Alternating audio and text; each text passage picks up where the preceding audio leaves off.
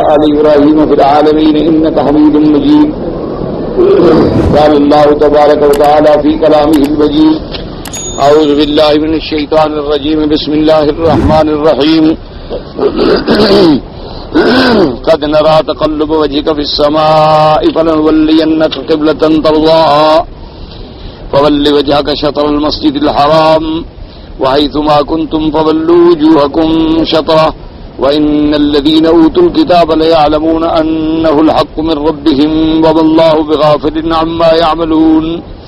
قال المؤلف والمفسر رحمه الله تعالى: قال علي بن أبي طلحة عن ابن عباس رضي الله تعالى عنه: كان أول ما نسخ من القرآن القبلة، وذلك أن رسول الله صلى الله عليه وسلم لما هاجر إلى المدينة المنورة وكان أكثر أهلها اليهود فأمره الله أن يستقبل بيت المقدس، ففرحت اليهود فاستقبل رسول الله صلى الله عليه وسلم 19 شهرا، وكان يحب قبلة إبراهيم عليه السلام، فكان يدعو إلى الله وينظر إلى السماء، فأنزل الله تعالى: قد نرى تقلب وجهك في السماء.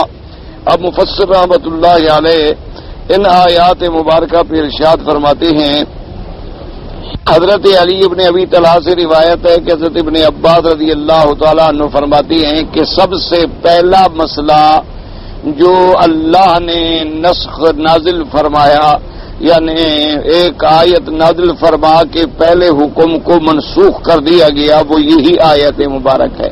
یعنی سب سے پہلا نسخ جو ہے اس کا تعلق تحویل قبلہ سے ہے.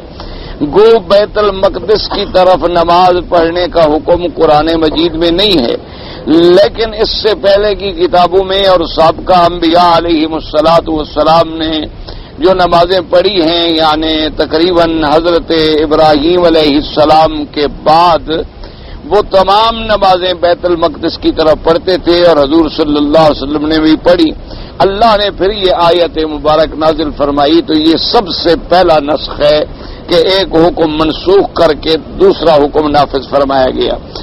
اب مفسر رحمۃ اللہ علیہ فرماتے ہیں کہ جب حضور پاک صلی اللہ علیہ وسلم نے ہجرت فرمائی مدینہ منورہ کی طرف، اور اس زمانے میں بہت سارے یہود جو ہیں وہ مدینہ منورہ میں آباد تھے، یعنی یہودیوں کے بڑے بڑے قبائل، بنو نذیر تھے، بنی قینقاع تھے، بنی قریظہ تھے، یہ بڑے بڑے قبائل جو ہیں یہ مدینہ منورہ میں آباد تھے. اور دراصل یہ آباد تو اس لیے ہوئے تھے، اس انتظار میں تھے کہ جب آخری نبی آئیں گے تو ہم ان پر ایمان لائیں گے، ان کی اتباع کریں گے، اور ان کی ہجرت کا مقام چونکہ مدینہ منورہ ہے. لیکن اللہ تبارک و تعالی نے جب حضور صلی اللہ علیہ وسلم کو مبعوث فرمایا اور آپ کی بعثت جو ہے ولد اسماعیل میں ہوئی، تو ان کو ایک حسد پیدا ہو گیا کہ اب بنو اسرائیل سے نبوت جو ہے وہ ختم کر دی گئی ہے اور بنو اسماعیل میں چلی گئی. اس وجہ سے نعوذ باللہ ثم نعوذ باللہ وہ سب سے بڑے عداوت میں مبتلا ہو گئے اور حضور پاک کے دشمن ہو. اب حضور صلی اللہ علیہ وسلم جب ہجرت کر کے مدینہ منورہ پہنچے تو اللہ کا حکم بیت المقدس کی طرف نماز پڑھنے کا تھا. تو اس سے یہودی بڑے خوش ہوتے تھے کہ بھی ہمارے مذہب کی تائید ہو رہی ہے کہ ہمارا قبلہ بھی بیت المقدس ہے، اور آخری پیغمبر جو ہیں خاتم الانبیاء ان کا قبلہ بھی بیت المقدس ہے. حضور صلی اللہ علیہ وسلم نے چند مہینے، یہاں تو آتا ہے 19 شہرن، دوسری روایت میں آیا 16 شہرن او 17 شہرن، 16 مہینے یا 17 مہینے نماز پڑھی بیت المقدس کی طرف. وکان یحب قبلۃ ابراہیم علیہ السلام، حضور صلی اللہ علیہ وسلم کو قبلہ ابراہیمی بڑا محبوب تھا، اور آپ کی یہ تمنا تھی. فکان یدعو الی اللہ وینظر الی السماء، حضور پاک اللہ سے دعائیں مانگتے اور آسمان کی طرف نظریں اٹھاتے کہ یا اللہ میرا قبلہ جو ہے وہ قبلہ ابراہیمی ہو. فانزل اللہ تبارک و تعالی، اللہ نے یہ آیات قرآن میں نازل فرمائی: قد نرى تقلب وجهك في السماء فلنولينك قبلة ترضاها فول وجهك شطر المسجد الحرام الى قوله تعالى فولوا وجوهكم شطره فارتابت من ذلك اليهود وقالوا ما ولاهم من قبلتهم التي كانوا عليها قل لله المشرق والمغرب اب یہود جو تھے وہ اور زیادہ شکوک میں مبتلا ہو گئے اور انہوں نے کہنا شروع کر دیا جی کیا بات ہے کہ دیکھو کس چیز نے ان کو ہمارا کعبہ جو تھا بیت المقدس اس سے پھیر دیا ہے اور اب یہ قبلہ ابراہیمی کی طرف رخ کر کے نماز پڑھنے والے ہیں۔ تو قاعدہ اصل میں یہ ہوتا ہے، اللہ تبارک و تعالی رحمت فرمائے، کہ جب آدمی کو کسی چیز سے محبت ہو اور حق کی تلاش ہو تو وہ ہر بات میں حق کو ڈھونڈتا ہے، اور اللہ نہ کرے جب دشمنی ہو جائے، عداوت ہو جائے، مخالفت اور مخاصمت ہو جائے تو اور پھر انسان ہر بات میں نعوذ باللہ ثم نعوذ باللہ ان چیزوں کو تلاش کرتا ہے جو اس کے مفاد میں ہوں اور حق کے خلاف۔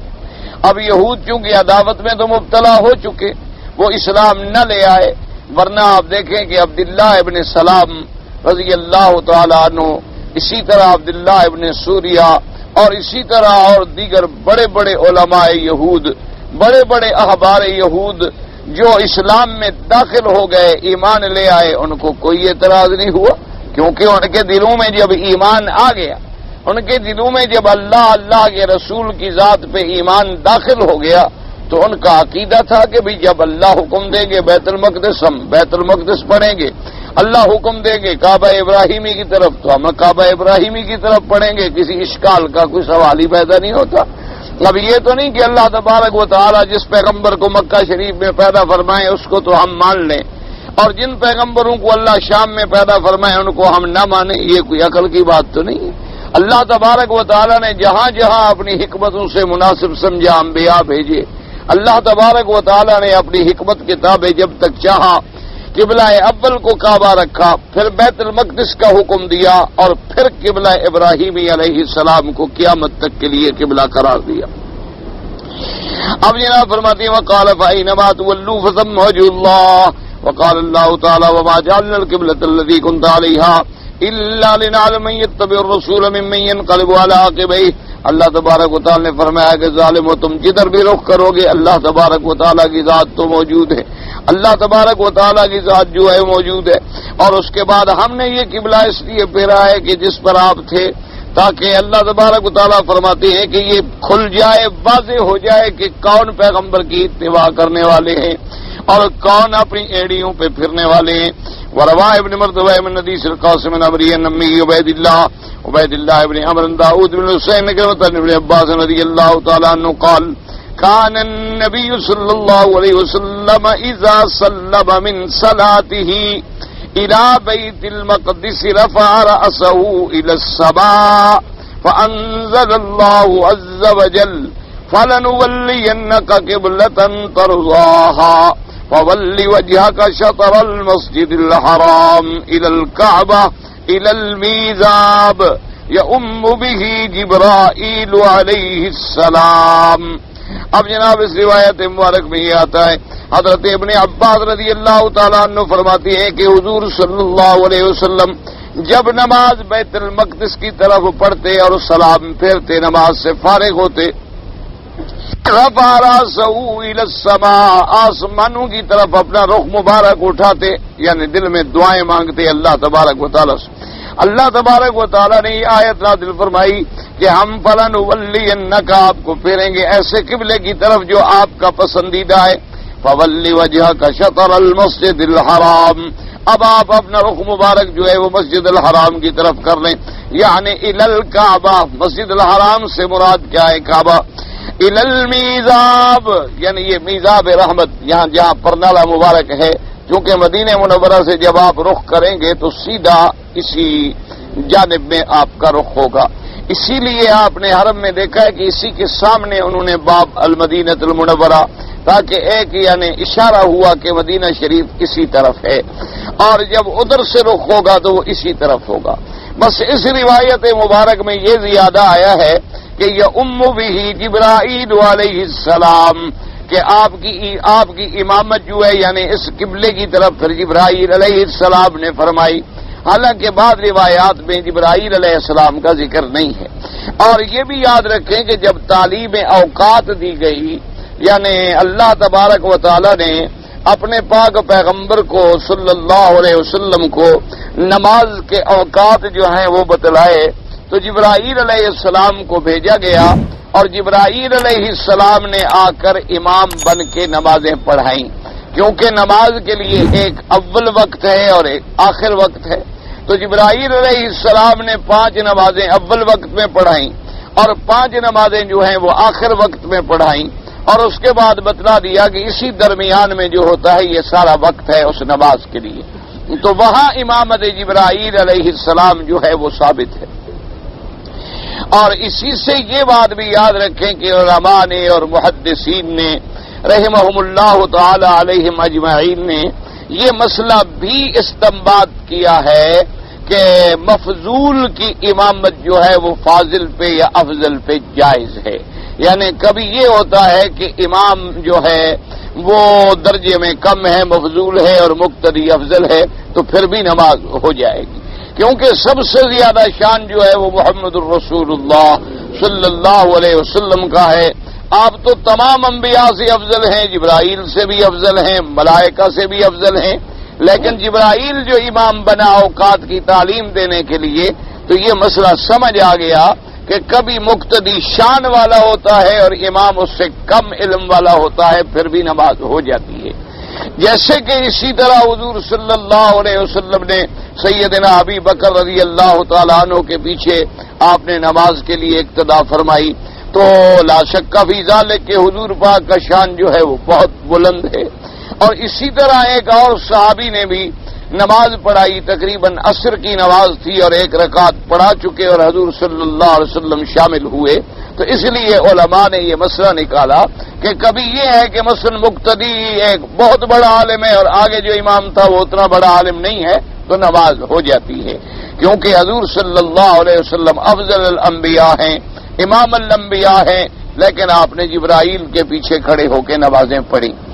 اور دوسرا مسئلہ اس حدیث مبارک سے محدثین کرام نے اور ائمہ فقہا رحمہم اللہ تعالی علیہم اجمعین نے یہ بھی امت پہ واضح کیا کہ اب دیکھیں کہ حضور صلی اللہ علیہ وسلم بھی عرب ہیں، اور عرب بھی یعنی آپ بنی ہاشم کے بطن سے اور قریش سے، اور پھر اللہ نے قرآن بھی عربی لغت میں اتارا، اللہ تبارک و تعالی نے احکام بھی عطا فرمائے، اور حضور صلی اللہ علیہ وسلم سے زیادہ عقل والا، زیادہ فراست والا، زیادہ سمجھ والا اور زیادہ اللہ کی بات کو سمجھنے والا اور دنیا میں کون ہو سکتا ہے؟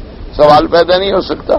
لیکن نماز کا مسئلہ ایسا تھا کہ ایک تو اہمیت نماز اور دوسرا اوقات کا معاملہ اتنا اس میں باریک اور دقیق تھا کہ صرف جبریل علیہ السلام نے یہ نہیں کیا کہ آپ کے بتا دیتا کہ حضور فجر کی نماز کا وقت صبح صادق کے بعد سے شروع ہوگا اور سورج نکلنے تک ختم ہوگا، اور ظہر کا نماز کا وقت جو ہے وہ زوال کے بعد فلاں وقت سے شروع ہوگا، لیکن نہیں 5 نمازوں کی امامت کی کہ یہ اول وقت ہے، پھر 5 نمازوں کی امامت کی کہ یہ آخر وقت ہے۔ تو اس لیے سمجھ آیا کہ دین کے سمجھنے کے لیے، قرآن و حدیث کے سمجھنے کے لیے بھی صاحب فن اساتذہ کے بغیر بات سمجھ نہیں آتی، چاہے آدمی کتنا سمجھے اور کتنا کوشش کرے، لیکن جب تک ان علوم کے ماہرین کی خدمات حاصل نہ کی جائیں اس وقت تک سمجھ نہیں آتا۔ اب اس کا معنی یہ نہیں ہوتا کہ سمجھ نہیں آتا تو آدمی پڑھے بھی نہ، نہیں، بل آدمی تلاوت قرآن کرے، آدمی قرآن شریف کے تراجم دیکھنے کی کوشش کرے، لیکن کسی استاد سے سبقن بھی پڑھے تاکہ اس کو صحیح معنی میں قرآن پاک کی سمجھ آ سکے۔ کیونکہ اب اللہ تبارک و تعالیٰ جب جبریل علیہ السلام کو بھیجیں کہ میرے پاک نبی کو اوقات کی تعلیم دو اور نمازیں پڑھ کے بتلاؤ کہ 5 نمازیں اس وقت میں پڑھو اور 5 نمازیں اس وقت میں پڑھو، تو اس سے محدثین کرام رحمہم اللہ تعالی علیہم اجمعین نے، اب دیکھیں نا جیسے ضاد اور ضا ہے، اب اس کے بارے میں کہ بھئی ضاد اور ضا کے ادائیگی میں کیا فرق ہے، آپ کتنی کتابیں پڑھ جائیں آپ کو سمجھ نہیں آئے گی، جب تک کہ آپ کسی قاری کی خدمت میں جو لوگ مخارج کو جانتے ہیں، حروف کو جانتے ہیں اور ادائیگی کرنا جانتے ہیں، وہ آپ کو نہیں سمجھائیں گے تو آپ سوال ہی پیدا نہیں ہوتا کہ آپ جو ہے وہ ضاد اور وا جو ہے اس کا فرق معلوم کر سکیں۔ اب جب قاری کی خدمت میں جائیں گے تو وہ آپ کو بتائے گا کہ زبان کو یہاں لے آؤ اور زبان کی آخری جو نکر ہے وہ وہاں لگے، پھر حرف نکالو، دیکھو حرف تمہارا صحیح نکلے گا۔ تو اب جب اس کو آپ کو وہ سمجھائے گا تو تب ہی آپ اس کی ادائیگی کو سمجھ سکیں گے۔ تو اس لیے ضروری ہوتا ہے کہ کوئی بھی علم ہو، کوئی بھی فن ہو، تو صاحب فن جو ہے اس کے پاس جا کے پڑھنے سے ہی وہ بات سمجھ آتی ہے، اس کے بغیر سمجھ نہیں آتی۔ دنیا میں اب آپ دیکھ لیں مثلا اور کوئی دنیا کا علم لے لیں آپ، مثلا قانون کی کتابیں ہیں، اب دنیا میں جتنی قانون کی کتابیں ہیں وہ انگریزی میں بھی ہیں، فرینچ میں بھی ہیں، بعض کے ترجمے اردو میں بھی ہو گئے، لیکن کوئی آدمی اردو کی ترجمہ پڑھنے کے بعد یہ نہیں کہہ سکتا کہ میں نے قانون کو سمجھ لیا ہے جب تک کہ وہ قانون دان کی خدمت میں نہ بیٹھے۔ اسی طرح علم کیمیا پر کتابیں ہیں اور ہر زبان میں موجود ہیں، عربی میں بھی موجود ہیں، فارسی میں بھی موجود ہیں۔ اب کوئی آدمی اگر علم کیمیا کی کوئی کتاب پڑھ لے تو وہ سمجھے کہ میں کیمیا بنا لوں گا، تو یہ سوال ہی پیدا نہیں ہوتا جب تک کہ وہ صاحب فن کی خدمت میں بیٹھ کے نہیں سمجھے گا۔ اسی لیے علماء نے فرمایا ہے کہ تمام علوم کا اصل ماخذ جو ہوتا ہے وہ استاذ ہوتا ہے، کہ اس فن کے استاد سے جا کے سمجھیں تو تب جا کے مسائل جو ہیں وہ سمجھ آئیں گے۔ اسی لیے اب اس روایت مبارک میں بھی یہ آ گیا کہ جبریل علیہ السلام نے کھڑے ہو کے امامت کی، ورنہ مدینہ منورہ سے جہت قبلہ معلوم کرنا تو مشکل نہیں تھا، کیونکہ حضور صلی اللہ علیہ وسلم مکہ شریف سے ہی مدینہ منورہ تشریف لے گئے تھے، لیکن عین اسی جانب میں رخ کرنا جو ہے جبریل کے لیے آسان تھا، تو اللہ تبارک و تعالی نے ان کو بھیج دیا۔ لیکن بعض روایات میں یہ ذکر ہے اور بعض روایات میں یہ ذکر نہیں ہے۔ اب جناب فرماتے ہیں مفسر رحمۃ اللہ علیہ وروى الحاکم مستقیم حدیث شعبۃ علی ابن ثانی ابن قتل قضیت عبد الله بن عمرو جالسا في المسجد الحرام بإيذاء الميزاب فتلا هذه الآية فلنولينك قبلة ترضاها قالنا وميزاب الكعبة ثم قال سيد السلام المخرجاه۔ اب مفسر رحمۃ اللہ علیہ فرماتے ہیں کہ حاکم رحمہ اللہ نے بھی حضرت عبداللہ ابن عمر سے یہ قصہ نقل کیا ہے کہ حضرت عبداللہ ابن عمر ایک دن جالسن فی المسجد الحرام، آپ مسجد الحرام میں کعبہ شریف میں بیٹھے تھے، بے ازاء المیزاب، اسی میزاب کے سامنے، تو آپ نے فرمایا کہ جب یہ آیت اتری فَلَنُوَلِّيَنَّكَ قِبْلَةً تَرْضَاهَا، تو مطلب یہ تھا، حکم کیا تھا کہ نحو میزاب الکعبہ، اللہ نے حکم دیا کہ اب آپ اسی طرف رخ کریں۔ وَرَوَاهُ ابْنُ واسع بن عرفة هشام بن يعلى بن طاهر به وهكذا قال غيره وأحد قول الشافعي رضي الله تعالى عنه إن الغرض إصابة عين الكعبة والقول الآخر والأكثرون المراد المواجهة۔ اب مفسر رحمۃ اللہ علیہ فرماتی ہیں کہ امام شافعی رحمۃ اللہ علیہ کا بھی ایک قول مبارک ہے، اور بعض ائمہ نے یہ بھی فرمایا ہے کہ آدمی چاہے جتنی دور سے بھی ہو اصابت عین الکعبہ، نماز جو ہے وہ عین کعبہ میں پڑھے، لیکن جمہور کا حکم یہی ہے کہ بس جہت جو ہے وہ کافی ہے۔ اس لیے بات سمجھ لیں کہ جمہور کے رائے کے اندر یہ ہے کہ اگر آپ کعبہ شریف کے اندر ہیں، جیسے الحمدللہ اللہ نے آپ کو ابھی نماز نصیب فرمائی ہے اور آئندہ بھی نصیب فرمائیں، تو پھر تو ضروری ہے کہ آپ کا پورا بدن جو ہے کعبہ شریف کے عین اندر ہو، یعنی اسی لیے یہاں صفیں گول بنائی جاتی ہیں کہ ہر بندہ جو ہے وہ کعبے کے اندر ہو۔ اگر آپ کعبے سے یوں ہٹ جائیں گے تو نماز نہیں ہوگی، لیکن اگر آپ باہر ہیں تو پھر مسجد الحرام جو ہے وہ پورا قبلہ ہے، اور اگر آپ اس سے باہر ہیں دوسرے ملکوں میں تو پھر پورا حرم جو ہے وہ مسجد الحرام میں ہے، پھر جہت کافی ہے۔ اسی لیے آپ کے ملک میں سب سیدھی بنے گی، کیوں آپ نے مغرب کی طرف رخ کر کے نماز پڑھنی ہے، اور بعض ملکوں میں شمال کی طرف، بعض میں مشرق کی طرف، تو ایک جہت ہوتی ہے، وہاں تو آپ سب سیدھی بنائیں گے۔ اب آپ دیکھیں نا مدینہ منورہ میں بھی صفیں سیدھی ہوں گی کیونکہ انہوں نے ایک جہت کی طرف رخ کرنا ہے، لیکن جب آپ کعبۃ اللہ کے اندر ہوں گے تو پھر صفیں گول ہوں گی تاکہ ہر آدمی کعبے کے اندر نماز پڑھے، اگر ادھر ہٹ جائے تو اس کی نماز نہیں ہوگی۔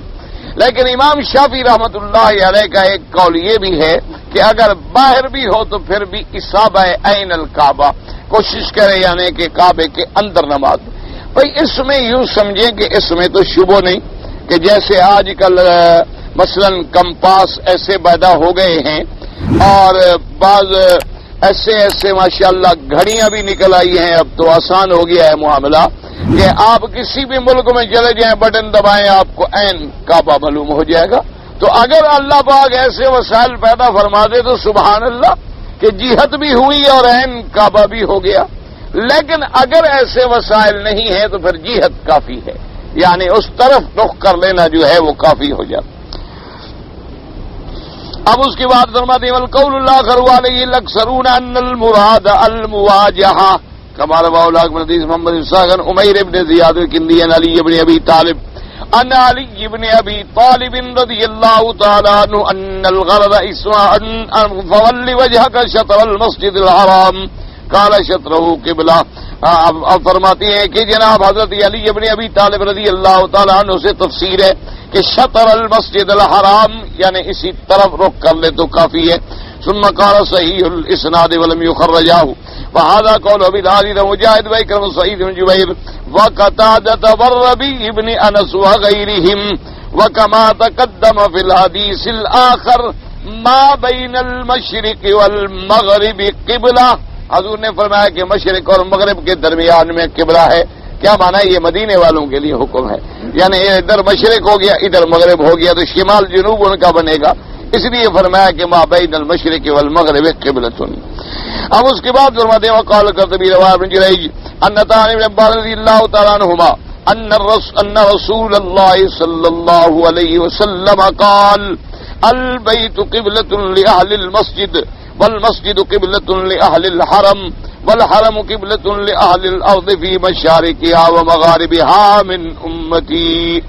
اب اس حدیث سے مبارک میں آتا ہے کہ حضرت ابن عباس رضی اللہ تعالیٰ عنہ روایت فرماتی ہیں کہ میرے آقا نے سرکار مدینہ صلی اللہ علیہ وسلم نے ارشاد فرمایا البیت قبلۃ لأہل المسجد کہ اگر تم مسجد کے اندر ہو تو پھر تمہارا قبلہ جو ہے یہ گھر ہے، اگر تم مسجد کے باہر ہو تو پھر تمہاری مسجد جو ہے یہ قبلہ ہے، اگر تم باہر ہو تو پھر پورا حرم جو ہے وہ قبلہ ہے، مشارق الارض و مغاربها تاکہ میری امت مشرق میں ہے یا مغرب میں ہے پھر پورے حرم کی طرف بھی رخ ہو گیا تو الحمدللہ نماز ہو جائے۔ قال ابو نعیم الفضل بن دکین قال حدثنا زہیر بن سالم اسحاق بن البراء ان النبي صلی اللہ علیہ وسلم صلى قبل بیت المقدس 16 شهرا او 17 شهرا وكان يعجبه قبلته قبل البيت وانه صلى صلاة العصر وصلى معه قوم فخرج رجل ممن كان يصلي معه فمر على اهل المسجد وهم راكعون فقال اشهد بالله لقد صليت مع رسول الله صلى الله عليه وسلم قبل مكة وداروا كما هم قبل البيت۔ تو لہذا اب یہ امت کے لیے سمجھ لیں آسانی ہو گئی کہ اگر آپ کعبے کے اندر ہیں تو پھر قبلہ ضروری، اگر آپ شہر میں ہیں تو یہ پوری مسجد آپ کا قبلہ ہے، یعنی کسی طرح بھی رخ ہو گیا آپ کا الحمدللہ، اور اگر آپ دوسرے ملک میں ہیں تو پورا حرم جو ہے وہ آپ کے لیے قبلے کے حکم ہے۔ یعنی اللہ تبارک و تعالیٰ کا کتنا بڑا کرم ہے اور کتنا بڑا انعام ہے امت محمد مصطفیٰ صلی اللہ علیہ وسلم پر۔ یعنی آپ اندازہ فرمائیں کہ پہلے زمانے میں بغیر مسجد کے نماز جائز ہی نہیں تھی، یعنی نماز ادا ہی نہیں ہوتی تھی، لیکن اللہ تبارک و تعالیٰ نے حضور کی امت پہ احسان فرمایا کہ جعلت لی ارض مسجدا وطہورا۔ حضور نے فرمایا کہ یہ میری فضیلت ہے، خاصہ ہے کہ اللہ نے پوری روح زمین کو میرے لیے مسجد بنا دیا کہ جہاں بھی آپ کھڑے ہیں کسی جگہ بھی آپ ہیں بس وہ جگہ پاک ہے تو آپ نماز پڑھیں، بس کوئی ضروری نہیں مسجد میں نہیں پہنچ سکے تو نہیں ہاں اگر مسجد ملتی ہے تو سبحان اللہ الحمدللہ کوشش کریں کہ آپ جماعت سے نماز پڑھیں، لیکن آپ سفر میں ہیں مسجد نہیں ہے تو جہاں بھی آپ کھڑے ہو۔ اور اسی لیے پہلی امتوں کے لیے یہ رعایت بھی نہیں تھی کہ اللہ نے پوری زمین کو حضور کے لیے پاک بنایا۔ کیا مانا کہ اگر ظاہری طور پر اس پر کوئی پلیدی کے آثار نہیں ہیں اور آپ کو پانی بھی نہیں ملتا تو آپ تیمم کر لیں اور نماز جو ہے وہ ادا کر لیں۔ اور اسی طرح یہ مسئلہ بھی سمجھ لیں کہ اگر آپ مثلا سفر میں ہیں اور رات کا اندھیرا ہے اور آپ کو قبلہ معلوم نہیں ہے کہ قبلہ کدھر ہے، کعبہ شریف کدھر ہے. تو اب حکم یہ ہے کہ آپ اپنی طرف سے کوشش کریں، یعنی تحری کریں، کوشش کریں اور دماغ لڑائیں، ستاروں کا اندازہ کریں بھی قطب تارا کدھر ہے اور فلاں کدھر ہے اور فلاں کدھر ہے. اور بھی ہم چلے سے مکہ مکرمہ سے اور مدینہ شریف جا رہے ہیں تو بھی مکہ ہمارے پیچھے ہے، مدینہ شریف ہمارے آگے ہے. تو یعنی آپ اپنی طرف سے محنت کر کے کوشش کریں، تحری کریں، اجتہاد کریں اور اس کے بعد نماز پڑھ لیں. اچھا، اب خدا کی شان یہ ہے کہ اگر آپ نے نماز پڑھ لی تو سورج نکل آیا تو آپ نے سمجھا میں نے تو نماز غلط پڑھی ہے کہ کعبہ تو ادھر تھا، ہم نے تو ادھر پڑھ لی. پھر بھی لوٹانے کی ضرورت نہیں، اللہ قبول فرما دے کہ بھئی وہ جو آپ نے پڑھ لی ہے بس ٹھیک ہے، اللہ پاک اسی کو منظور فرما دے. اس دفعہ ہمارے ساتھ بھی سفر میں لندن میں واقعہ ہوا کہ ہم نے ایک جگہ رات کو قیام کیا، دوستوں نے انتظام کیا تھا وہاں مکان کا. تو وہ سعید صاحب بھی میرے ساتھ تھے، عالم ماشاءاللہ عالم دوست ہیں، ساتھی ہیں، ہمارے بھائی ہیں، وہ بھی ہمارے ساتھ تھے. اتفاق کی بات یہ تھی کہ ہم بڑے دیر سے لوٹے جلسے سے، تو رات کے تقریباً 1-2 بج گئے تھے اور ان کو ہم نے کہا کہ بھی ہمیں یہاں اتار دیں، آپ گھر کے سامنے، اب ہم مکان جانتے ہیں، تالا کھول کے چلے جائیں گے. تو خیر بہرحال وہ اتار کے چلے گئے. جب ہم گھر کے اندر داخل ہوئے تو میں نے مولوی صاحب سے کہا، میں نے کہا مولوی صاحب ہم نے ان سے یہ پوچھا ہی نہیں کہ قبلہ کدھر ہے. صبح کی نماز تو آخر ہم نے یہاں پڑھنی ہے اور یہاں تو مسجد کے ملنے کا کوئی سوال ہی پیدا نہیں ہوتا. تو مسجد اتنی قریب تو نہیں ہوتی نا وہاں، اور پھر اگر ہو بھی تو ہمیں کیا پتا کہ کہاں ہے، ہم تو خود مسافر ہیں، ہمیں کیا پتا ہو سکتا ہے. اور بدقسمتی یہ ہے کہ وہ ایک ایسی اسٹیٹ تھی کہ اس میں سب انگریزوں کے گھر تھے، کسی مسلمان کا کوئی گھر ہی نہیں تھا. تو اب یہ کس سے جا کے پوچھیں گے کہ قبلہ شریف کدھر ہے، اور صبح اٹھے گا پہلے کون ہمارے لیے کہ ہمیں قبلہ بتائے. تو مولوی سعید صاحب نے کہا کہ ہاں حضرت یہ واقعی بڑی غلطی ہو گئی، لیکن اب ہم کیا کریں.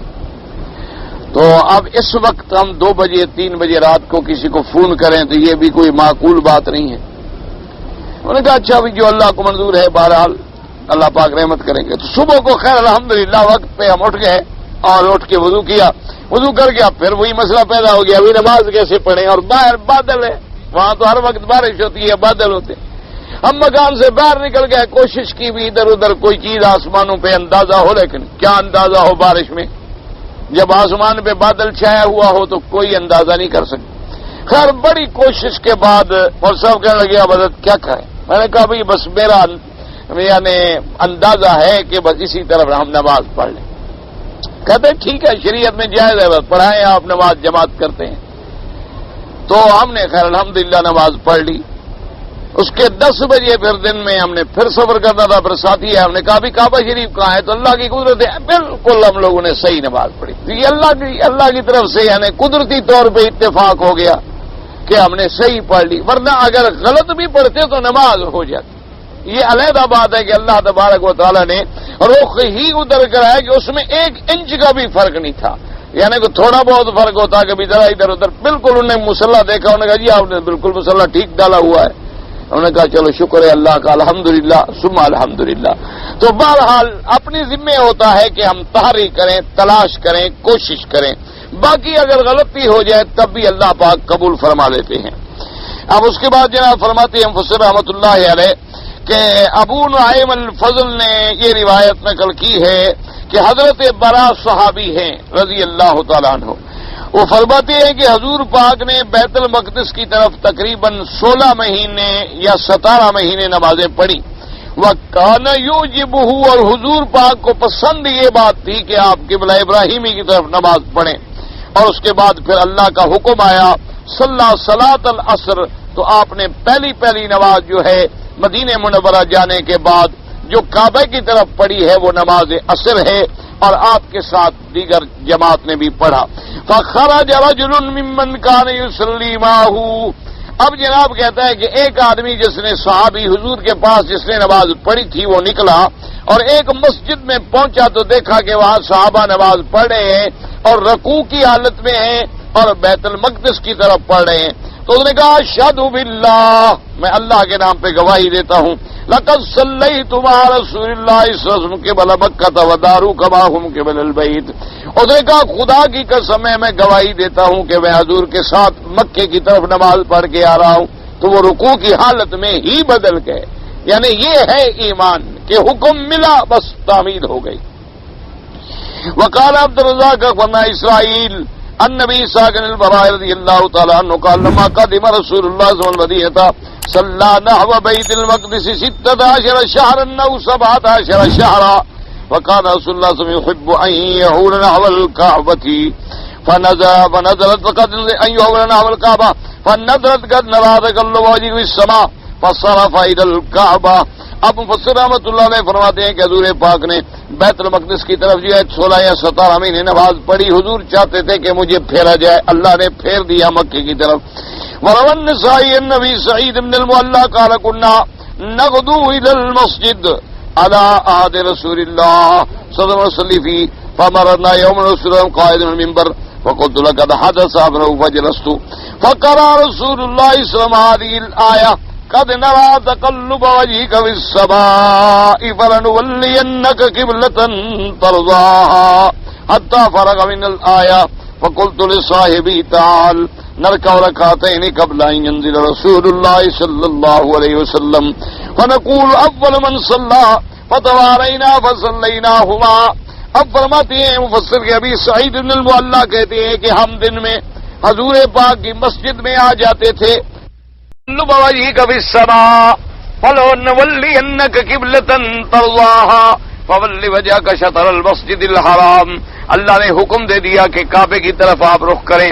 صحابی کہتا ہے میں نے اپنے ساتھی سے کہا, میں نے کہا کہ دیکھو جلدی کرو جلدی کرو, جب تک حضور ممبر سے اترتے ہیں ہم 2 رکعتیں کعبے کی طرف پڑھ لیں تاکہ سب سے پہلے ہم تعمیل والوں میں سے ہو جائیں. یہ جذبہ ایمان تھا. کہتے ہیں کہ ہم نے ذرا علیحدہ ہو کے 2 رکعتیں پڑھ لیں. ثم نظر النبی صلی اللہ علیہ وسلم وصلى للناس الظهر يومئذ. اس حدیث میں ظہر کا لفظ آیا اور بعد میں عصر کا لفظ. وقد روى ابن مردويه ابن عمر ان اول صلاه صلى على رسول الله قال صلاه الظهر وانها الصلاه الوسطى والمشهور ان اول صلاه صلاها الى الكعبه صلاه العصر. لیکن مشہور روایت وہی ہے کہ پہلی نماز جو حضور نے مدینے پاک سے کعبے کی طرف پڑھی وہ عصر کی نماز. ولہذا تاخر الخبر عن اہل قباء الى صلاة الفجر. اور مفسر فرماتا ہے کہ یہ دلیل بھی ہے کہ قباء والوں کو پتہ نہ چلا. اگر ظہر میں یہ حکم نازل ہوتا تو لازم بات پہنچ جاتی. عصر میں جو کہ حکم نازل ہوا پھر مغرب ہو گئی رات ہو گئی تو ان کو جا کے صبح کو پتہ چلا. وقال الحافظ ابو بکر المردوی حدثنا سلیمان بن احمد قال حدثنا حسین بن اسحاق التستری قال حدثنا رجاء محمد السقطي قال حدثنا اسحاق بن ادریس قال حدثنا ابراہیم جابر قال حدثني ابي جدي ابي نويت بنت مسلم قالت صلينا الظهر او العصر في مسجد بني حارثة فاستقبلنا مسجد ایلیاء فصلينا ركعتين. مسجد ایلیا سے مراد بیت المقدس, یعنی ہم نے اس کی طرف رخ کر کے 2 رکعتیں.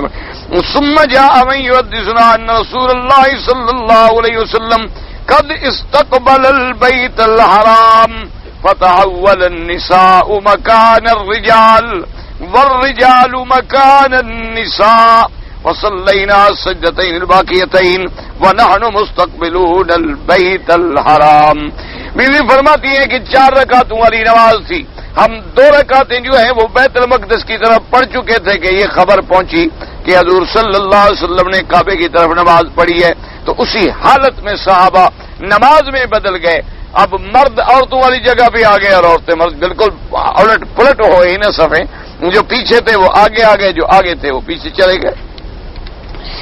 اب وہ 2 رکعتیں جو ہیں پھر ہم نے وہ مسجد الحرام کی طرف پڑھی.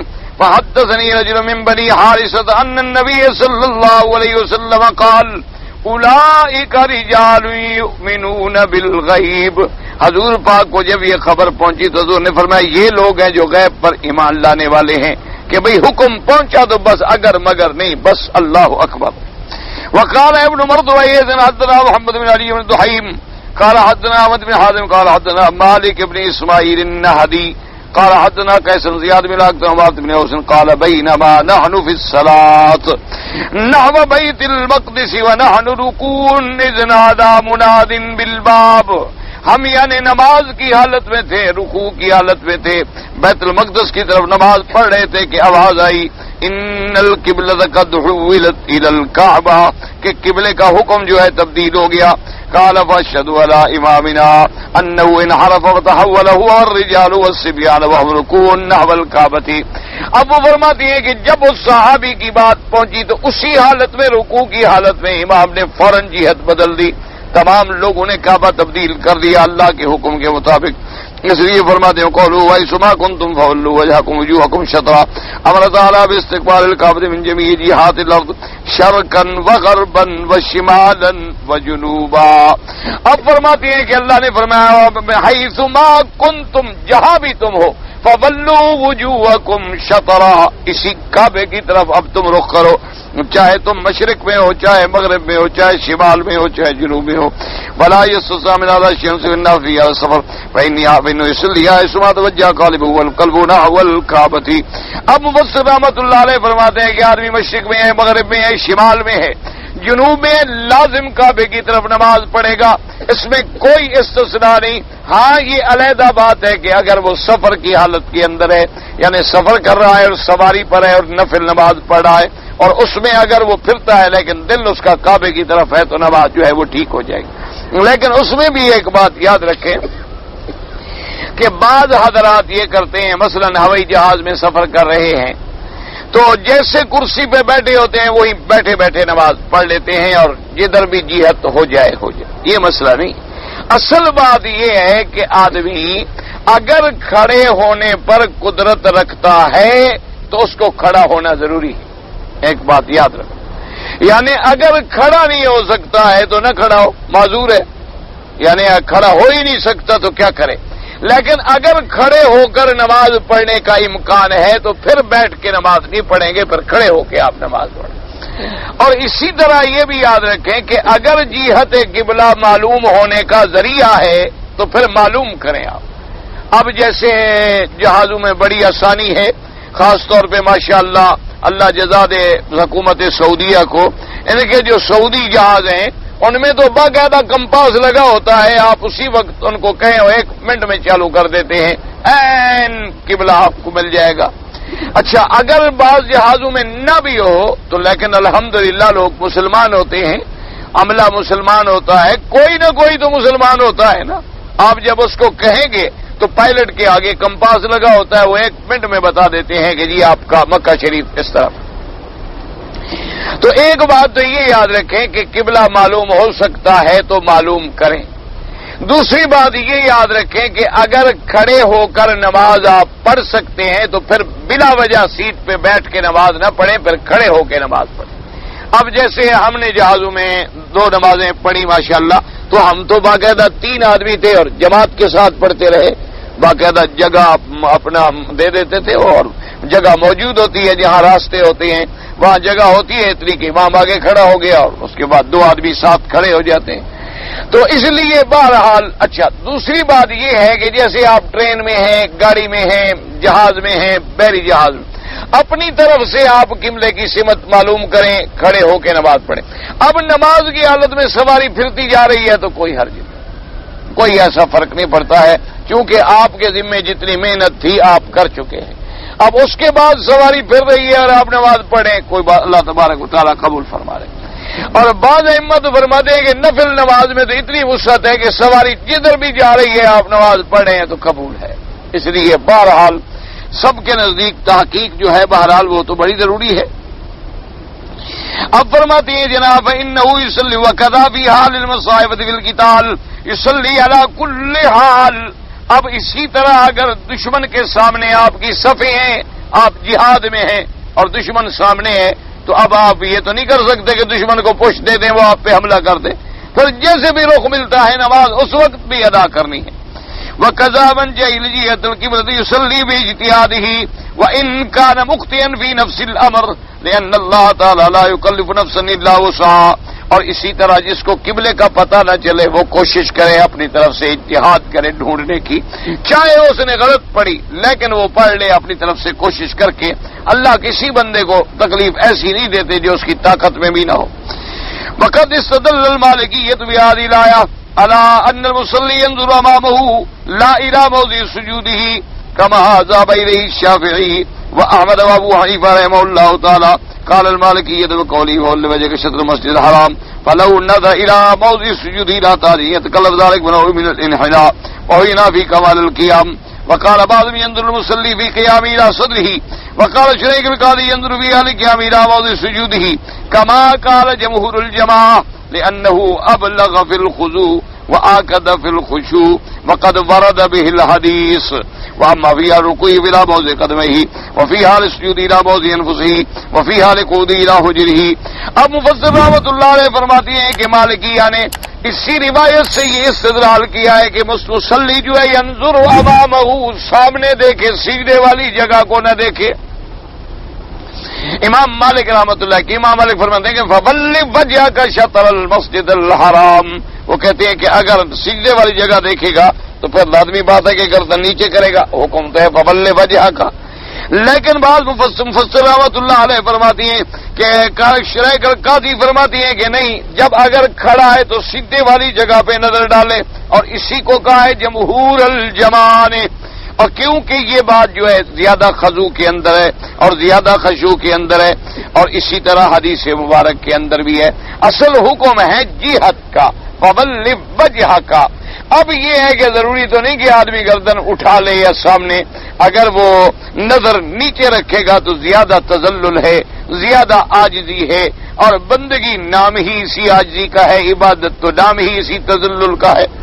اب اس کے بعد فرماتی ہیں کہ اگر آپ یعنی رکوع کے اندر ہیں تو اپنے پاؤں کی جگہ پہ نظر ڈالیں، اور اگر آپ سجدے کے اندر ہیں تو اپنے نفس یعنی سانس نکلنے اپنی ناک والی اس پہ نظر ڈالیں.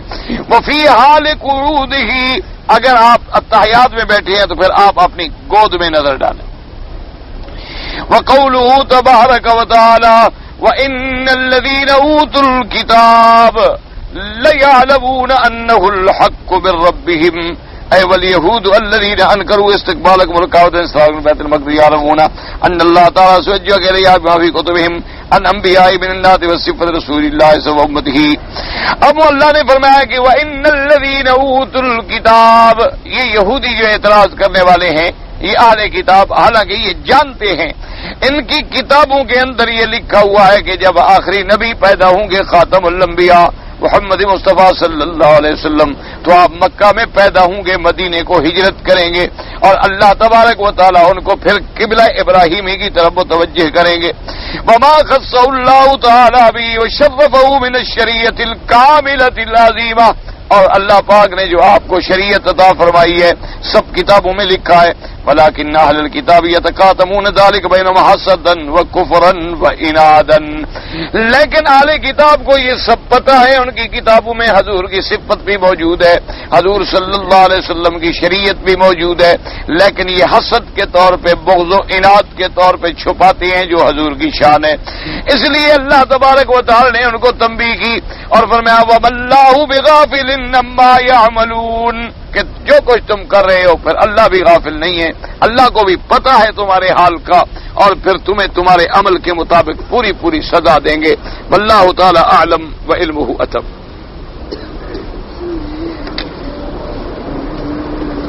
کہتا ہے جی کہ ایک آدمی اگر عمرہ ادا کرے تو اس آدمی پر حج فرض ہو جاتا ہے یا نہیں ہو جاتا؟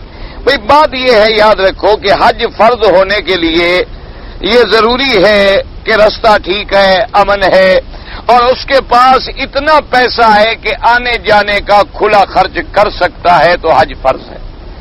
اب جب وہ عمرے پہ آ گیا تو گویا اس نے اپنے آپ کو مکے میں تو پہنچا دیا. اس لیے علماء فرماتے ہیں کہ بھی اگر وہ موقع ہے تو پھر حج بھی کرے، لیکن اگر قانونی مجبوری ہے، ویزا نہیں ہے، اجازت نہیں ہے، تو پھر واپس چلا جائے. جب اللہ تبارک و تعالی چاہیں گے اس کو حج نصیب فرما دیں گے. لیکن اگر مجبوری نہیں ہے، اور بعض علماء فرماتے ہیں کہ نہیں، اگر تو اشہر حج میں آ گیا ہے، یعنی حج کے مہینے شروع تھے شوال، ذی القعدہ اور ذی الحجہ، اس میں آ گیا اور اس نے عمرہ کیا ہے اور پہلے حج نہیں کیا ہوا، یہ بھی سمجھو. اگر پہلے حج کیا ہوا ہے تو پھر دوسرا حج تو فرض نہیں ہوتا، حج زندگی میں صرف ایک دفعہ فرض ہے، تو پھر جو ہے وہ حج کر کے جائے. اور اگر آگے پیچھے ہے وہ کہتے ہیں کہ نہیں چلا جائے. اچھا، اسی طرح ایک آدمی کا بیٹا جو ہے وہ مالدار ہے اور باپ جو ہے وہ غریب ہے، جیسے کہ اس نے سوال میں لکھا ہے، تو باپ غریب ہے تو باپ پہ حج فرض نہیں ہے، بیٹے پہ حج فرض ہے۔ اور بیٹے کے لیے بھی یہ ضروری نہیں ہوتا کہ وہ باپ کو حج کے لیے زبردستی بلائے، باپ پر تو اللہ نے فرض کیا ہی نہیں۔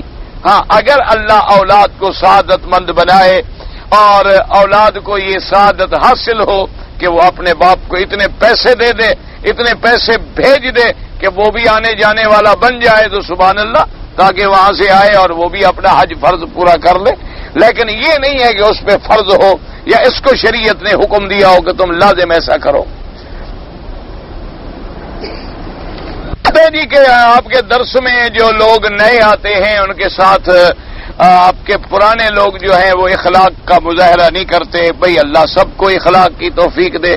اب مجھے تو پتہ نہیں ہوتا کہ کون کس سے کیا مظاہرہ کرتا ہے، اور ویسے خدا کی قدرت ہے، یہ اتفاق ہے، ایسی باتیں ہوتی ہیں۔ بہرحال ہر کسی کو برداشت کرنا چاہیے، چھوٹی چھوٹی باتوں پر نہ ایک دوسرے سے لڑیں، نہ ناراض ہوں، نہ ایک دوسرے کو ڈانٹیں، بلکہ محبت سے ایک دوسرے کو دین سیکھنے کے لیے جگہ دیں۔ چونکہ یاد رکھیں کہ صحابہ رضوان اللہ علیہم اجمعین کے واقعات میں یہ باتیں موجود ہیں کہ بعض صحابہ جو تھے غریب تھے، بکریاں چراتے تھے بیچارے، تو صحابہ کہتی ہیں کہ ہم دو ہوتے تھے بکریاں چرانے والے، تو ہم پھر باری باری کرتے کہ بھئی آج میں بکریاں سنبھالوں گا، تم جا کے قرآن سیکھ کے آ جاؤ، تم کوئی ایک آیت سن کے آ جاؤ، حضور کی حدیث پاک سن کے آ جاؤ اور پھر مجھے سنا دو، دوسرے دن تم بکریاں سنبھالنا اور میں چلا جاؤں گا۔ تو اس لیے حکم ہے کہ دین سیکھنے کے لیے آدمی ایک دوسرے سے محبت سے پیش آئے، الفت سے پیش آئے، جگہ پر بیٹھنے پر، آگے پیچھے ہونے پر، چھوٹے چھوٹے باتوں پہ جھگڑنا جو ہے یہ آداب کے بھی خلاف ہے اور اسلام کے بھی خلاف ہے۔ اسلام تو ہمیں یہ حکم دیتا ہے کہ وَيُسِرُونَ عَلَىٰ أَنفُسِهِمْ وَلَوْ كَانَ بِهِمْ خَصَاصَةٌ، کہ آدمی خود اگر بھوکا ہے تو دوسرے بھائی کو اپنے اوپر ترجیح دے۔ آپ نے دیکھا نہیں کہ صحابہ خود بھوکے رہتے تھے لیکن دوسروں کو کھلا دیتے تھے۔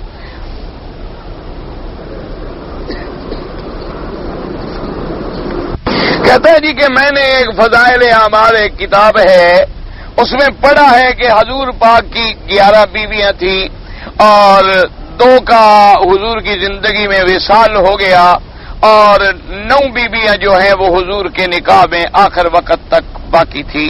تو حالانکہ اللہ کا حکم جو ہے وہ 4 کا ہے، یہ خصائص نبوت ہوتے ہیں۔ اللہ تبارک و تعالی نے اپنے انبیاء علیہم السلام کو بعض ایسی خصوصیات عطا فرمائی ہیں جو امت کو نہیں ملی۔ اب دیکھیں نا کہ جیسے ہم اگر نیند کریں تو وضو ٹوٹ جائے گا، لیکن انبیاء کی نیند جو ہے وہ ایسی نیند ہوتی ہے کہ ان کا دل بیدار ہوتا ہے، آنکھیں نیند کرتی ہیں۔ اسی طرح ہم آگے دیکھ سکتے ہیں، پیچھے نہیں دیکھ سکتے، لیکن حضور پاک نے فرمایا میں جیسے آگے دیکھ رہا ہوں اسی طرح پیچھے بھی دیکھ رہا ہوں۔ اسی طرح حضور صلی اللہ علیہ وسلم نے فرمایا کہ اللہ تبارک و تعالی نے میرے لیے زمین کو لپیٹ دیتے ہیں، جب میں سفر کرتا ہوں تو جلد طے ہو جاتا ہے وہ سفر۔ تو یہ خصائص انبیاء ہے۔ ہمارے پسینے سے بدبو آتی ہے، یعنی اب ہم دیکھیں کہ گھر سے نکلتے ہیں غسل کر کے یہاں آتے ہیں، بڑی مشکل مغرب عشاء پڑی، گھر واپس جاؤ تو بس آدمی کو اللہ معاف کرے اپنے کپڑوں سے بدبو آتی ہے، اپنے بدن سے بدبو آتی ہے، یعنی آدمی غسل نہ کرے تو رات کو سو نہیں سکتا کہ اپنا بدن آدمی کو کھاتا ہے۔ لیکن حضور کے پسینے میں صحابہ فرماتے ہیں ایسی خوشبو ہوتی تھی کہ ایسی ہم نے کسی مشک اور عنبر میں بھی نہیں دیکھی۔ اور صحابہ حضور صلی اللہ علیہ وسلم کے پسینے کو جمع فرماتے تھے اور عطر کے طور پہ لگاتے تھے۔ تو یہ انبیاء کے خصائص ہیں، انبیاء کی خصوصیات ہیں۔ اللہ نے آپ کو خصوصی طور پر ان باتوں کی حکم فرمایا کہ آپ یہ شادیاں کر سکتے ہیں، اور اس کے بعد اور پھر ایک بات یاد رکھو، پھر اللہ تبارک و تعالیٰ کا عدل ہر جگہ ہے، بس بات سمجھنے کی ہے۔ اللہ نے فرمایا لا یحل لک النساء من بعد ولا ان تبدل بہن۔ اللہ نے فرمایا کہ میرے مدنی اب بس ختم، اب ان بیویوں نے آپ کو چن لیا ہے اور ہم نے ان کو آپ کے لیے چن لیا، اب ان کے بعد آپ کو اجازت نہیں ہے کہ اور نکاح کریں ایک، اور یہ بھی اجازت نہیں ہے کہ ان میں سے کسی کو طلاق دے کے اور بیوی سے شادی کر لیں، بس ختم ہوگی بات۔ اچھا آپ کو 4 کی اجازت ہے، لیکن اگر آپ نے ایک کو طلاق دے دی پھر ایک اور شادی کر لی تو اجازت ہے کہ نہیں ہے؟ اچھا ایک مر جائے اور آپ ایک اور شادی کر لیں، جائز ہے کہ نہیں؟ اچھا آپ نے 4 بیویوں سے شادی کی، 4 مر گئیں، آپ نے 4 پھر اور کر لی، کتنی ہو گئی آپ کی؟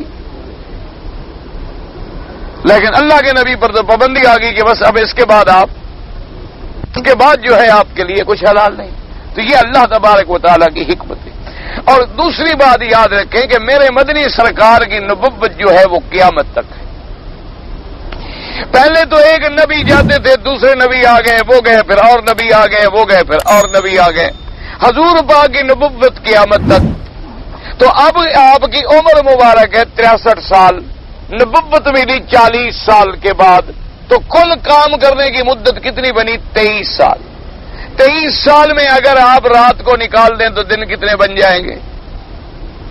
اب پوری دنیا کو تعلیم دینی ہے، اور داخلی زندگی الگ ہے، خارجی زندگی الگ ہے، سفر کی زندگی الگ ہے، حضر کی زندگی الگ ہے، آئلی زندگی الگ ہے۔ تو اللہ تبارک و تعالی نے اس لیے اپنے نبی کے زیادہ نکاح کرائے تاکہ زیادہ سے زیادہ دین جو ہے وہ داخلی طریقے سے بھی پھیلے اور خارجی طریقے سے بھی پھیلے۔ اس لیے اللہ تبارک و تعالیٰ کی حکمتیں تھی۔ آپ نے ٹھیک پڑھا ہے، لیکن پیغمبر کے بارے میں کسی قسم کا دل میں بھی غلط خیال نہیں آنا چاہیے۔ ہماری ورکشاپ کے سامنے کوئی غلط گناہ کا کام ہوتا ہے تو ہم کیا کریں؟ پولیس کو مطلع کریں؟ بھائی میرا مشورہ یہ ہے کہ آپ ان کو خود نصیحت کریں۔ اور دوسرا ایک روایت میں یہ بھی آتا ہے کہ تم بلا وجہ کسی بھائی کے گناہوں کو نہ ڈھونڈا کرو۔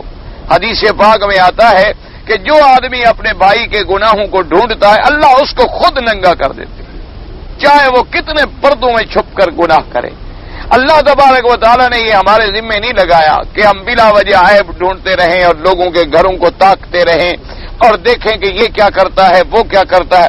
ہاں اگر تمہیں علم میں ہے ان کو جا کے علیحدہ سمجھاؤ، امر بالمعروف کرو، نہی عن المنکر کرو۔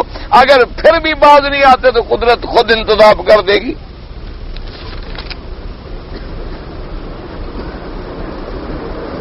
جس سے نکاح جائز ہے اس سے پردہ کرو۔ مانا یہ ہوتا ہے کہ پردہ محرم اور غیر محرم کا فرق ہوتا ہے، یعنی جن سے نکاح ہو سکے لازمی بات ہے کہ اس سے پردہ کرنا چاہیے، اصولی بات ہے۔ باقی یہ ممانی چاچی یہ رشتے مجھے خود کو پتہ نہیں، اس لیے میں ایسے مسائل میں بات نہیں کرتا۔ کہتا ہے جی کہ اگر تراوی میں حافظ کے پیچھے حافظ نہ ہو تو مجھے قرآن دیکھ کر بتانا پڑے۔ ہاں مجبوری ہے تو ٹھیک ہے، ویسے کوشش کریں کہ حافظ ہو۔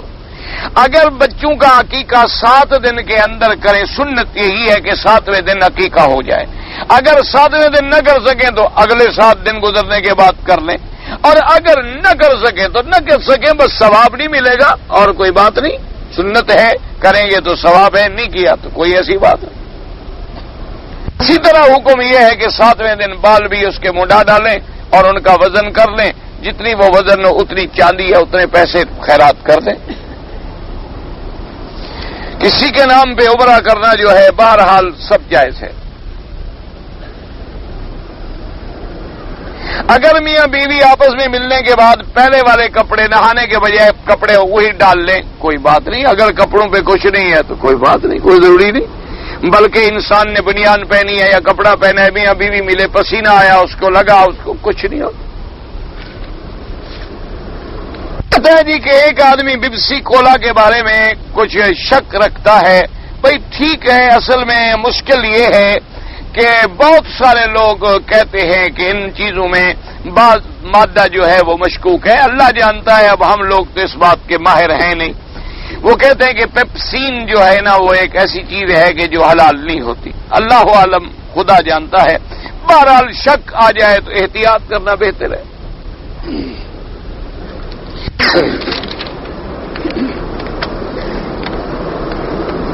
یہ میں نے کل عرض کر دیا تھا، زیادہ الجھن میں مجھے ڈالنے کی ضرورت نہیں ہے۔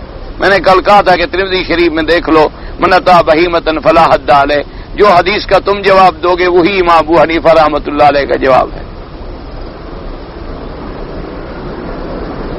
اگر کسی کے دولت ہے اور ہم اس کو کہتے ہیں کہ تم اچھے کام میں لگاؤ، اگر وہ نہ لگائے تو پھر ہم کیا کریں؟ تم چوری کرو۔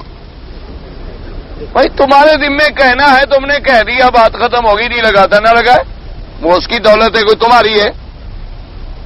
ایک آدمی دولت مند ہے، تم نے اس کو مشورہ دے دیا، تمہارے ذمے اتنی ہے، اللہ نے اپنے نبیوں کو بھی یہ فرمایا کہ بلغ، آپ پہنچا دیں بس۔ اب یہ نہیں ہوتا کہ ہم زبردستی اگر وہ نہ خرچ کریں تو ہم رات کو ڈاکہ مار کے دولت لے کے پھر خرچ کریں نیکی پہ۔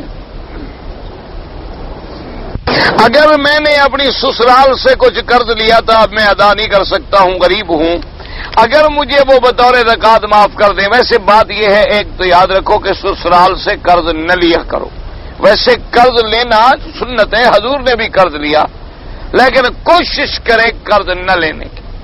دوسری بات یہ ہے، خاص طور پہ سسرال والوں سے قرض لینے سے آدمی جو ہے، اگر باضمیر انسان ہے تو اس کی نظر اپنی بیوی کے سامنے جھک جاتی ہے، پھر وہ مرد والی بات نہیں رہتی جو اس کے حق ہے، کیونکہ جب ان کا مقروض ہے تو کیا آنکھ اٹھائے گا؟ شریف آدمی تو قرضہ لینے کے بعد جھک جاتا ہے۔ بہرحال کوشش تو یہ کرو کہ تم محنت مزدوری کر کے ادا کرو، بس صورت دی کہ وہ خود تمہیں زکات دینا چاہے تو دے دے، تم انہیں کیوں کہتے ہو کہ مجھے زکات بھی دو؟ انبیاء علیہم الصلوۃ والسلام نے حضور کے پیچھے نماز پڑھی ہے، اب کس جسم کے ساتھ یہ اللہ جانے۔ اگر میں یہاں مزدوری کرتا ہوں اور اپنے والد صاحب کو میں بلا رہا ہوں، اگر میں ان کو بلاؤں وہ یہاں آ جائیں تو حج فرض ہو جائے گا انشاءاللہ، پھر حج کر کے جائیں۔ آپ بلائیں اسی وقت جب وہ حج کر لیں۔ ایک آدمی ہے، اس کو کینسر کی بیماری ہے، ڈاکٹروں نے کہا کہ تمہاری عمر جو ہے باقی 3 مہینے ہے اور اس کے بعد تم مر جاؤ گے۔ اب وہ لوگوں سے کہتا ہے جی آپ اپنی عمر مجھے دے دیں، کچھ وہ دے دیں، کچھ وہ دے دیں۔ اگر ایسا ہوتا تو پھر سارے لوگ نہ رہتے، زندہ رہتے۔ یہ سب بے وقوفی والی باتیں ہیں، یہ جہالت والی باتیں ہیں۔ پہلی بات تو یہ ہے کہ ڈاکٹروں کو کیا پتا کہ 3 مہینے، پتہ نہیں وہ کینسر والا زندہ رہے اور ڈاکٹر صاحب مر جائیں، کھانے والا مر جائے اور مریض زندہ رہے، یہ اللہ کے ہاتھ میں ہے۔ اور دوسرا کسی کے اپنے ہاتھ میں نہیں ہے کہ میں عمر آپ کو دے دوں یا وہ عمر مجھے دے دے۔ یہ تو معاملات ہوتے ہیں کہ اگر اس میں اللہ تبارک و تعالی، جیسے کہ ایک پیغمبر کو حضرت موسیٰ علیہ السلام نے اپنی عمر دی لیکن اللہ نے بھی قبول فرما لی، وہ تو نبی تھے، تو یہ بات نہیں کہہ سکتے۔ یا بعض واقعات ایسے ہوتے ہیں کہ مثلا ماں نے کہا میری عمر بیٹے کو لگ جائے، اس کو لگ گئی، یہ اللہ کے ہاں اگر ہو جائے تو ہو جائے۔ یہ نہیں کہ کوئی کسی کو کہے مجھے دے دو پیسے ہیں کہ وہ 10 روپے وہ دے دے گا، 10 روپے وہ دے دے گا، 10 وہ دے دے گا تو تمہارے 30 بن جائیں گے۔ ایسے ہوتا تو پھر تو کوئی بھی نہ مرتا، ہر آدمی کے 5-10 خیر خواہ ہوتے ہیں، 5-5 سال بھی دے دیں تو 25 سال تو بن جائیں گے۔ یہ ہم حرم شریف کے قریب ایک ہوٹل ہے، اس کے وہاں امام صاحب کی آواز بھی آتی ہے، نماز جمعہ خطبہ۔ بھائی موٹی بات یاد رکھو، اگر صفیں نظر آتی ہیں تو ٹھیک ہے، نہیں آتی تو نہیں۔ اگر یعنی صفیں وہاں تک چلی جاتی ہیں اور تمہیں اپنے سے آگے والی صف نظر آ رہی ہے پھر تو ٹھیک ہے، ورنہ آواز تو تم اپنے ملک میں بھی ریڈیو کھول دو تو نظر آ جائے گی، وہاں بھی ٹی وی لگا دو تو امام صاحب تمہارے سامنے کھڑے ہوں گے، تو پھر ہم وہاں بیٹھ کے نماز پڑھنے مکے مدینے آنے کی کیا ضرورت ہے؟ اگر صرف آواز پہ پڑھنی ہے تو اب آواز تو الحمدللہ ساری دنیا میں پہنچ جاتی ہے۔ بعض علماء بیان کرتے ہیں کہ اللہ نے نظام چلانے کے لیے 40 ابدال، یہ کسی قرآن حدیث کا حکم نہیں ہے، یہ صوفی حضرات جو ہیں نا علماء تصوف، یہ ان کی باتیں ہیں۔ اور ان کے بارے میں ایک بات یاد رکھیں کہ علماء کا متفق علیہ فیصلہ ہے کہ کلام صوفیہ در شریعت حجت نیست، کہ ایسے صوفی بزرگوں کا کلام جو ہے شریعت میں حجت نہیں ہوتا۔ بس انہوں نے کہا ہے تو ٹھیک ہے، اللہ ان پہ رحمت فرمائے، ان کو کوئی بات ہوگی، لیکن قرآن حدیث میں ایسا کوئی حکم نہیں۔